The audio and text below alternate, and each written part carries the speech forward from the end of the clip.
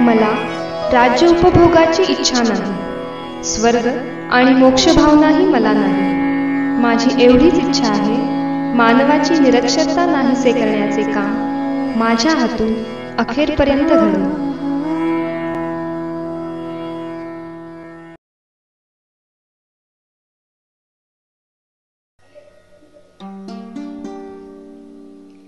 नगाधिराज हिमालयाच्या उंचीचे भव्य, दिव्य व लोकोत्तर व्यक्तिमत्व असलेला कर्मयोगी, मातेचे वात्सल्य व बुद्धांची करुणा बाळगणारा ध्येयवादी, दीन, दलित, वंचित, दुर्बल व उपेक्षित समाज घटकांचा उद्धार करता, अनासक्त, सावध, साक्षेपी व प्रसिद्धी परांमुख शिक्षण महर्षी, न्यायाची चाड व अन्यायाची चीड असणारा लोकशाही समाजवादाचा उपासक, उजाड माळावर मळे फुलवणारा, चैतन्यशील माणूस घडवणारा व्रतनिष्ठ त्यागी, प्रयोगशील व कृतिप्रवण शिक्षण तज्ज्ञ, समाज प्रबोधनवादी, सत्यशोधक व बुद्धिनिष्ठ विचारवंत, विधायक व रचनात्मक वृत्तीचा महामानव, आधुनिक शिक्षण भगीरथ, झुंजार व लढाऊ वृत्तीचा संघटन कुशल समन्वयक, धीर वृत्तीचा मेरुमानदार,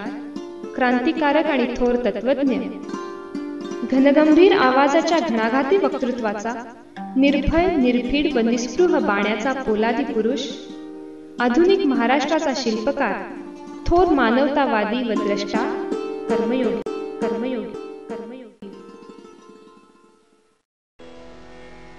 वडाचे प्रचंड झाड 2 दिवसात वाढत नाही.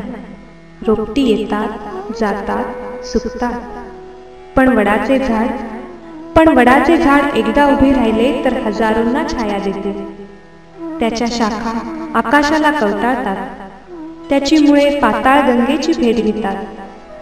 परंतु असा अद्भुत पसारा, हे महान वैभव प्राप्त व्हावयास दगड धोंड्यातून मुळे रोवीत कित्येक वर्ष त्या वृक्षाला धडपडावे लागते.